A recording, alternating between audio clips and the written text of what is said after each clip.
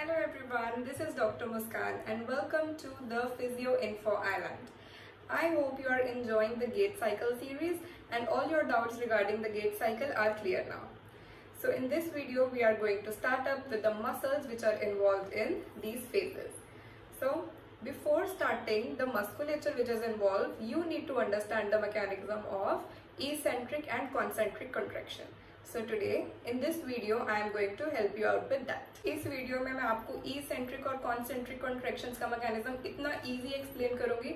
जब हम gait cycle के मस्कुलेचर को पढ़ेंगे तो आप इतनी easily understand कर सकोगे कि कौन सा मसल वर्क कर रहा है और किस पर्पस के लिए वर्क कर रहा है. Okay, so let's start. For example मुझे अपनी आर्म को ऊपर रेज करना है. ठीक है, for the forward flexion which muscle is responsible? It is the anterior deltoid. Right, anterior deltoid muscle contract कर रहा है, शॉर्टन हो रहा है सो दैट वो मेरी आर्म को लिफ्ट कर सके अपवर्ड्स. ठीक है, ये होती है कॉन्सेंट्रिक कॉन्ट्रैक्शन. कॉन्सेंट्रिक कॉन्ट्रैक्शन में जो मसल है वो शॉर्टन हो जाता है. कॉन्सेंट्रिक मीन्स वो शॉर्टन हो जाता है सेंटर की तरफ.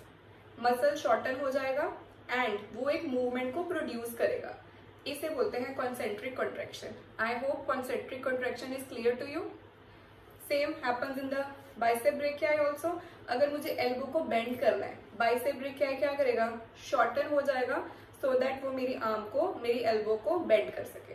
Right, now comes eccentric contraction. Eccentric contraction में क्या हो रहा है? मसल की लेंथनिंग हो रही है. मेरी बाजू लिफ्टेड है, ठीक है, it is in the forward flexion. Now I have to bring that arm down. तो क्या होगा? इसमें कौन सा मसल वर्क करेगा? Posterior deltoid? नो, मेरी आर्म यहाँ पे है.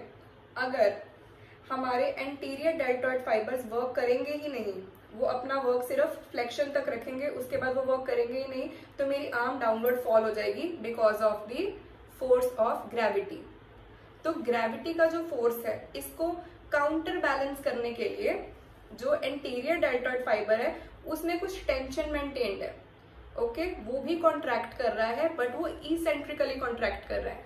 मीन्स ये लेंथन हो रहा है.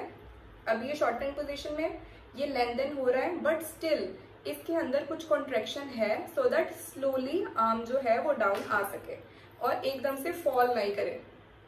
I hope you understand my point. So this is eccentric contraction. Eccentric contraction इसलिए होती है सो दैट वो स्टेबलाइज कर सके, स्लोली हमारी जो आर्म है वो डाउनवर्ड आ सके. Same is happening in the elbow joint. अगर बाइसेप ब्रेकियाई अपना काम करेगा ही नहीं, सिर्फ फ्लेक्शन तक ही रहेगा, तो क्या होगा? आर्म एक्सटेंशन के टाइम पे जब ट्राइसेप एक्सटेंशन करेंगे तो आर्म ऐसे फॉल हो जाएगी. सो बाइसेप क्या करेगा? इसेंट्रिकली कॉन्ट्रैक्ट करेगा, लेंथन होगा, लेंथनिंग करेगा अपनी और एक टेंशन मेंटेन रखेगा मस्कुलेचर के अंदर सो दैट जो आर्म है वो स्लोली लोअर डाउन हो सके.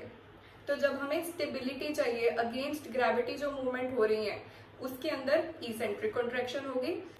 After this full explanation I am going to brief you and give you 1 to 2 points so that आप उसको इजीली याद रख सको और फिर हम गेट साइकिल का जब मस्कुलेचर पढ़ेंगे तो आप इजीली आइडेंटिफाई कर सको कौन से मसल्स वर्क कर रहे हैं और किस पर्पज से वर्क कर रहे हैं. First was concentric contraction. Concentric contraction तब होगी जब ग्रेविटी के फोर्स के अगेंस्ट कोई मूवमेंट होगी. ग्रेविटी का फोर्स डाउनवर्ड पुल करेगा और मुझे मूवमेंट उसके अगेंस्ट अपर डायरेक्शन में करनी है, तो हमारी कॉन्सेंट्रिक कॉन्ट्रैक्शंस होंगी मस्कुलेचर में. Second thing is eccentric contraction. Eccentric contraction तब होंगी जब हमें टुवर्ड्स ग्रेविटी वाली मूवमेंट्स करनी है और we need stability. Okay, just in the case of heel strike.